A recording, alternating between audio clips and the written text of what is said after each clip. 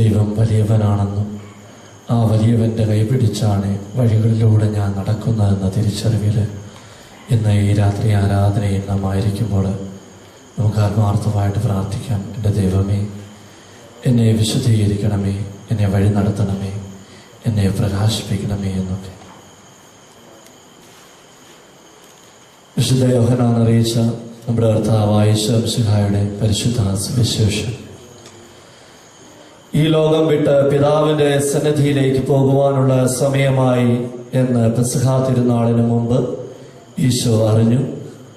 ലോകത്തിൽ തനിക്ക് സ്വന്തമായുള്ളവരെ അവൻ സ്നേഹിച്ചു, അവസാനം വരെ സ്നേഹിച്ചു.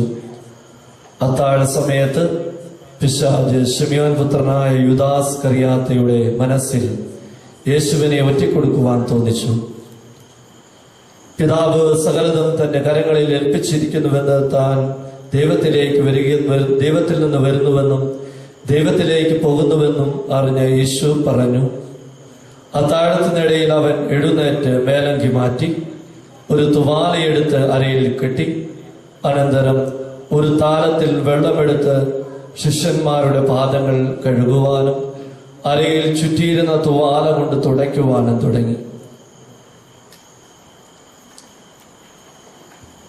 ഈശോ മിശിഹായില് സ്നേഹം നിറഞ്ഞ അച്ഛന്മാരെ, സിസ്റ്റേഴ്സ്, മാതാപിതാക്കന്മാരെ, സഹോദരങ്ങളെ,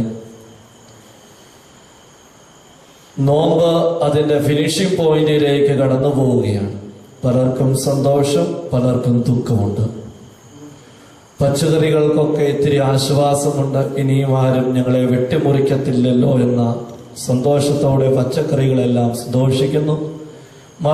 മറ്റൊരറ്റത്ത് കോഴിയും പന്നിയും താറാവും ഒക്കെ ജീവന് വേണ്ടി, പ്രാണന് വേണ്ടി നിലവിളിക്കുന്നു. 40-ാം വെള്ളിയുടെ അടുത്തു നിൽക്കുമ്പോൾ ക്രൈസ്തവൻ എന്ന നിലയില്, ക്രിസ്ത്യാനി എന്ന നിലയില് മിശിഹായുടെ സഹന മരണ ഉത്ഥാനങ്ങളെയൊക്കെ നെഞ്ചിലേറ്റിക്കൊണ്ട് കടന്നു പോകുന്ന ദിനരാത്രങ്ങളിലൂടെ പിച്ചവയ്ക്കുവാൻ തുടങ്ങുമ്പോൾ ഇന്നിന്റെ സുവിശേഷം നമ്മുടെ മുമ്പിലേക്ക് വെച്ച് നീട്ടുന്നത് പാദം കഴുകിയ, പ്രാണൻ കൊടുത്ത പരമപിതാവിന്റെ ചിത്രമാണ്. പാദം കഴുകിക്കൊണ്ടും പ്രാണൻ കൊടുത്തുകൊണ്ടും പാപം മോചിച്ചുകൊണ്ടും ഒക്കെ കടന്നു പോകുന്ന പരമപിതാവായ ദൈവപുത്രന്റെ ചിത്രമാണ് ഇന്ന് നമ്മുടെ മുമ്പിലേക്ക് സുവിശേഷം വെച്ച് നീട്ടുന്നത്. ഒരു ഓശാനയില്ലാതെ ഒരു പെസഹായില്ലെന്നും, ഒരു പെസഹായില്ലാതെ ഒരു ദുഃഖവെള്ളിയില്ലെന്നും, ഒരു ദുഃഖവെള്ളിയുടെ നൊമ്പരങ്ങളില്ലാതെ ദുഃഖശനിയില്ലെന്നും, ദുഃഖശനിയുടെ മൂകതയില്ലാതെ ഒരു ഉത്ഥാനവുമില്ലെന്നും ഒക്കെ പഠിപ്പിക്കുന്ന തമ്പുരാൻ ഇന്ന് നമ്മളെ നോക്കി ഇത്തിരി നേരം ചിന്തിക്കുവാൻ പ്രേരിപ്പിക്കുന്നുണ്ട്. ജൈവിളികളായിരുന്നു ഓശാനയുടെ നെടുത്തൂണായിട്ട് നിന്നിരുന്നത്. ജീവിതത്തിന്റെ ആരംഭത്തിൽ തന്നെ ജീവന് വേണ്ടി പലായനം ചെയ്തവൻ കഴുതപ്പുറത്തിരുന്നാണ് പലായനം ചെയ്തത്. വീണ്ടും ജീവനെ ഹോമിക്കുവാൻ വേണ്ടി രംഗപ്രവേശനം ചെയ്യുന്നവനും ഒരു കഴുതപ്പുറത്തിരുന്നാണ് രംഗപ്രവേശനം ചെയ്യുന്നത്. രക്ഷിക്കണമേ എന്ന് പറയുന്ന ഒരു നിലവിളിയും രക്ഷിക്കുവാനുള്ള ഒരു ദൈവമുണ്ടെന്നുള്ള തിരിച്ചറിയുമാണ് ഓശാനയെ ശ്രേഷ്ഠമാക്കുക. രക്ഷിക്കണമേ എന്ന് പറയുന്ന ഒരു നിലവിളിയും രക്ഷിക്കുവാൻ ഒരുവനുണ്ടെന്നുള്ള തിരിച്ചറിയുമാണ് ഓശാനയെ ശ്രേഷ്ഠമാക്കുന്നത്. ദാവീദിന്റെ പുത്ര, ഞങ്ങളെ രക്ഷിക്കണമേ എന്ന് പറഞ്ഞുകൊണ്ട് അവന്റെ അരികത്തിരുന്നവരൊക്കെ നിലവിളിച്ച് പ്രാർത്ഥിക്കുന്നു. ഓശാനയുടെ ദിനത്തിൽ അവരുയർത്തിയ പ്രാർത്ഥനകൾ വളരെ ശ്രേഷ്ഠമായിരുന്നു. ഓശാനയെ കുറിച്ചൊക്കെ ചിന്തിക്കുമ്പോൾ കുരുത്തോലകളൊക്കെ കൈകളിൽ എന്തിക്കൊണ്ട് സിഹിയോൻ പുത്രിയോട് പറയുന്നുണ്ട്, നീ ആനന്ദിക്കുക, ഉച്ചത്തിൽ ആർത്തുപാടുക, കാരണം നിന്റെ രാജാവാണ് കടന്നു വരുന്നത്. നിന്റെ രാജാവാണ് കടന്നു വരുന്നത്. നിന്റെ രാജാവ് കടന്നു വരുമ്പോൾ നീ തുള്ളിച്ചാടേണ്ടിയിരിക്കുന്നു. ദൈവസന്നിധിയിൽ നൃത്തം ചവിട്ടിയ ദാവീദിനെ പോലെ നാം ദൈവസന്നിധിയിൽ ആഹ്ലാദിക്കുവാനുള്ള ഒരു ഉത്തരവാദിത്വം തന്നുകൊണ്ട് കടന്നു പോവുകയാണ് ഓശാന.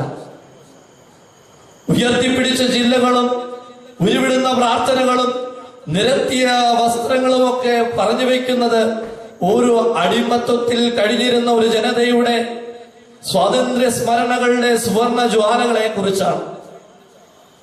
അന്നുവരെ തങ്ങൾ ബന്ധിതമായിരുന്നു എന്ന് ചിന്തിച്ചിരുന്ന ഒരു ജനതയുടെ സ്വാതന്ത്ര്യത്തിന്റെ സങ്കീർത്തനങ്ങളാണ് ഓശാന ദിവസം മുഴുകിക്കേട്ടത്. ഇന്ന് നാം ഇവിടെ ഇരുന്ന് പ്രാർത്ഥിക്കുന്നുണ്ട്, നിലവിളിച്ച് പ്രാർത്ഥിക്കുന്നുണ്ട്, കരങ്ങൾ ഉയർത്തി പ്രാർത്ഥിക്കുന്നുണ്ട്. അതൊക്കെ കാണിക്കുന്നത് മറ്റൊന്നുമല്ല, ഞാൻ വിളിക്കുന്ന ദൈവം എന്റെ വെളിപ്പുറത്തുണ്ടെന്നുള്ള സത്യവും ബോധ്യവും ഉള്ളത് കൊണ്ടാണ്. ഞാൻ വിളിക്കുന്ന ദൈവം എന്റെ വെളിപ്പുറത്തുണ്ടെന്നുള്ള സത്യവും ബോധ്യവുമാണ് ഇന്ന് ഈ സന്നിധിയിൽ നിന്നുകൊണ്ട് നിലവിളിക്കുവാൻ എന്നെ പ്രേരിപ്പിക്കുന്നത്. സ്നേഹമുള്ളവരെ, ഓശാനയ്ക്ക് ഉയർന്ന നിലവിളികളൊന്നും പാഴായിട്ടില്ല. കാരണം അവരെ രക്ഷിക്കുവാൻ അവരുടെ രക്ഷകൻ അവരുടെ അടുത്ത് തന്നെ ഉണ്ടായിരുന്നു. അവന്റെ രാജകീയ പ്രവേശനം പറയുന്നത് അവൻ രക്ഷിക്കുവാൻ മാത്രം വന്ന ദൈവമാണ്, ചേർത്ത് പിടിക്കുവാൻ മാത്രം വന്ന ദൈവമാണ്, ഉയർത്തിയെടുക്കുവാൻ വന്ന ദൈവമാണ്, വാഴ്ത്തിക്കൊടുക്കുവാൻ വന്ന ദൈവമാണ്. സ്നേഹമുള്ളവരെ, ഇന്ന് ഈ രാത്രിയില് ഈ തിരുസന്നിധാനത്തിൽ വന്നിരിക്കുമ്പോൾ നമ്മൾ പ്രാർത്ഥിക്കേണ്ടത് മറ്റൊന്നിനും വേണ്ടിയല്ല, എന്നെ രക്ഷിക്കുവാനുള്ള കരങ്ങളാണ് ഈ സക്രാലിലെ എന്റെ ദൈവത്തിൻ്റെത്. എന്നെ രക്ഷിക്കുവാനുള്ള ബലം നൽകുന്ന, എന്റെ ജീവിതത്തിന് ബലവും പ്രകാശവും നൽകുന്ന ഒരു വലിയ കരുത്തുറ്റ ജീവിതമാണ് എന്റെ അടുത്തിരിക്കുന്ന എന്റെ ദൈവ സാന്നിധ്യം. ഈ ഒരു തിരിച്ചറിവില്ലെങ്കിൽ വെറുതെ വന്നിരിക്കുവാനേ നമുക്ക് സാധിക്കത്തുള്ളൂ. പക്ഷേ ഈ ഒരു ബോധ്യത്തിന്റെ നടുവിൽ നിന്നുകൊണ്ട് നാം ചിന്തിക്കണം. അപ്പോഴൊക്കെയാണ് നമ്മുടെ ഓശാനയ്ക്കും അർത്ഥമുണ്ടാവുക. നമ്മുടെ ഓശാന എന്ന് പറയുന്നത് എന്റെ ദൈവം എന്റെ ഒപ്പം നടന്ന എന്റെ രക്ഷകനായ ദൈവമാണെന്നുള്ള തിരിച്ചറിവാണ്.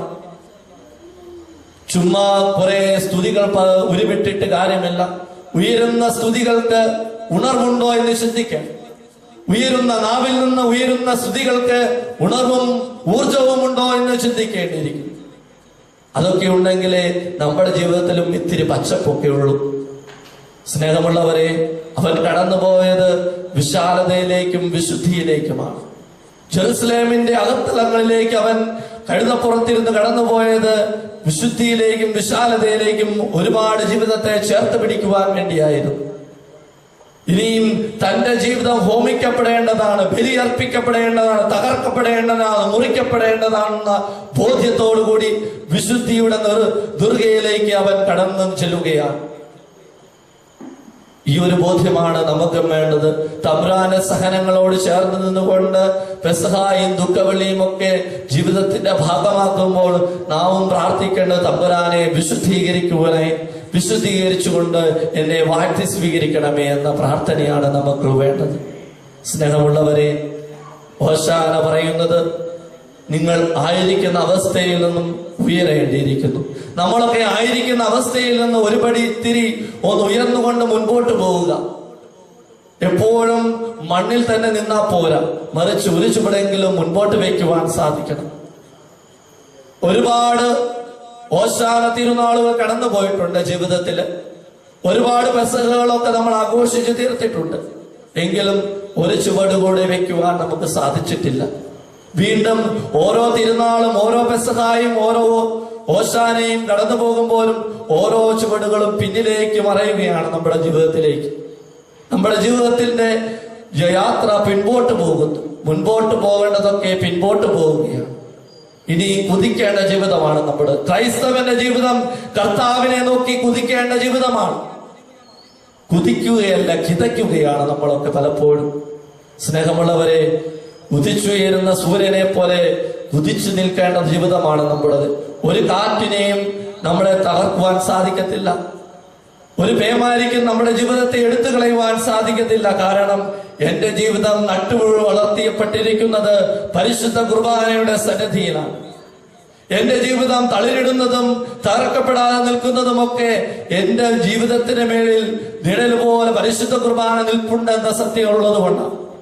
സ്നേഹമുള്ളവരെ, ഇതൊക്കെ ഉള്ളപ്പോഴൊക്കെയാണ് നമ്മുടെ ജീവിതത്തിന് ഊർജമുണ്ട്. ഇനിയും ഓശാനയിൽ നിന്നും പെസഹായിലേക്ക് യാത്ര ചെയ്യുക. പെസഹായെ കുറിച്ചാണ് നാം ഇന്ന് വായിച്ചത്. പെസഹായെ കുറിച്ച് വിശുദ്ധ യോഹന്നാന്റെ സുവിശേഷം പറഞ്ഞു വെക്കുന്നത്, അവൻ പെസഹ ആചരിച്ചത് അവന്റെ അടുത്തുള്ള അപരന്റെ കാലുകൾ കഴുകി വൃത്തിയാക്കിക്കൊണ്ടാണ്. അവൻ പെസഹ ആചരിച്ചത് മനുഷ്യന്റെ പാദങ്ങളെ കഴുകുമുത്തിക്കൊണ്ടാണ്. തികച്ചും വ്യത്യസ്തമായ ഒരു ആചരണമായിരുന്നു അവന്റെ. അവരന്റെ പാദങ്ങളെ കഴുകുമുത്തുമ്പോൾ ക്രിസ്തു പറയുന്നത് ഇപ്രകാരം, ഇനി ഇത് ഓർമ്മയ്ക്കായിട്ട് ചെയ്യും. തലകുനിച്ച് പാദങ്ങളെ ചുംബിക്കുവാൻ തക്കവിധം എളിമയോടും വിശുദ്ധിയോടും കൂടെ നിൽക്കുവാൻ നിനക്കും സാധിക്കുന്നുണ്ടെങ്കിൽ അതാണ് യഥാർത്ഥ പെസഹ. അവരെന്റെ മുമ്പിൽ നട്ടെല്ല് നിവർത്തി നിൽക്കാതെ, മറിച്ച് അവരെന്റെ മുമ്പിൽ വിനയപൂർവ്വം ഒന്ന് നിന്നുകൊണ്ട് അവനെ ഒന്ന് ചേർത്ത് പിടിച്ചുകൊണ്ട് എന്റെ ജീവിതത്തിൽ നിന്നും അവന് വേണ്ടി പകുത്തു നൽകുവാൻ എന്തെങ്കിലും ജീവിതത്തോട് ചേർത്ത് വെക്കുമ്പോഴൊക്കെയാണ് എന്റെ പെസഹായ്ക്കും അർത്ഥമുണ്ടാകുന്നത്. യോഹന്നാന്റെ സുവിശേഷത്തിലെ 13-ാം അധ്യായത്തിന്റെ ആദ്യവാക്യങ്ങളിൽ പ്രകാരമാണ് അവൻ പറഞ്ഞത്, അവന് സ്വന്തമായിരുന്നവരെ അവൻ സ്നേഹിച്ചു, അവസാനം വരെ സ്നേഹിച്ചു. ജീവിതത്തിന്റെ ആരംഭം തൊട്ട് അവസാനം വരെ സ്വന്തമായിരുന്നവരെയെല്ലാം പൂർണ്ണമായിട്ടും സ്നേഹിച്ച ഒരു ദൈവത്തിന്റെ കഥ പറയുകയാണ് പെസഹ. സ്വന്തമായിരുന്നവരെയെല്ലാം പൂർണ്ണമായിട്ടും അവസാനം വരെ സ്നേഹിച്ച ദൈവത്തിന്റെ കഥയാണ് പെസഹ. സ്നേഹമുള്ളവരെ, ജീവിതത്തിന്റെ ആരംഭത്തിൽ സ്നേഹമായിരുന്നു, അവസാനത്തിലെത്തുമ്പോഴും ആ സ്നേഹത്തിന് മങ്ങലേറ്റിട്ടില്ല. ജീവിതത്തിന്റെ ആരംഭത്തിൽ അവന് സ്നേഹമായിരുന്നു അവന്റെ ജീവിതം. വീണ്ടും അവസാനത്തിന്റെ അന്ത്യകളത്തിലേക്ക് എത്തുമ്പോഴും അവന്റെ സ്നേഹത്തിൽ കുറവുണ്ടായിട്ടില്ല. ഇതാണ് തമ്പുരാന്റെ പെസഹായുടെ പ്രത്യേകത. തന്റെ ജീവിതത്തോട് ചേർത്ത് വെച്ചവരെയൊക്കെ സ്നേഹത്തിൽ സ്നാനം ചെയ്തെടുക്കുന്ന ദൈവം, തന്റെ ജീവിതത്തിൽ പിതാവ് തന്നവരെയൊക്കെ സ്നേഹത്തിൽ ചേർത്ത് പിടിക്കുന്ന ദൈവം. ഈ സ്നേഹത്തിലാണ് അവൻ പെസഹായെ ആഘോഷമാക്കുക. പഴയ നിയമത്തിന്റെ ചരിത്ര താളുകളിലൊക്കെ പെസഹ ഒരു വിമോചനത്തിന്റെ ആഘോഷമായിരുന്നു. എന്നാൽ ഇവിടെ ഒരു സ്നേഹത്തിന്റെ ആഘോഷമാണ്. അതിർത്തികളില്ലാത്ത, അറ്റങ്ങളില്ലാത്ത സ്നേഹത്തിന്റെ ആഘോഷമായിട്ട് ഇന്ന് പരിശുദ്ധ കുർബാന പെസഹായായിട്ട് മാറുകയാണ്. അർഹതയില്ലാത്ത ജീവിതങ്ങൾക്ക് അർഹത കൊടുത്തുകൊണ്ട് അത് ദിവ്യകാരുണ്യമായിട്ട് മാറുന്നു. സ്നേഹമുള്ളവരെ, പെസഹായ്ക്കൊക്കെ ഒരുപാട് അർത്ഥങ്ങൾ മാറുകയാണ്. ഇന്നലെ വരെ ഞാൻ മുറിച്ച അപ്പത്തിന്റെയും ഞാൻ കുടിച്ച പാലിന്റെയും രുചിയല്ല പെസഹ, മറിച്ച് ഞാൻ ഇനിയും പ്രാവർത്തികമാക്കുന്ന ജീവിത ശൈലിയുടെ പ്രത്യേകതകളെ എടുത്തു വെച്ചുകൊണ്ട് ധ്യാനിക്കേണ്ട ദിനങ്ങളാണ് പെസഹാ ദിനങ്ങൾ. ഇനിയും നാം ഒന്നും പെസഹായിലേക്ക് കടന്നിട്ടില്ല.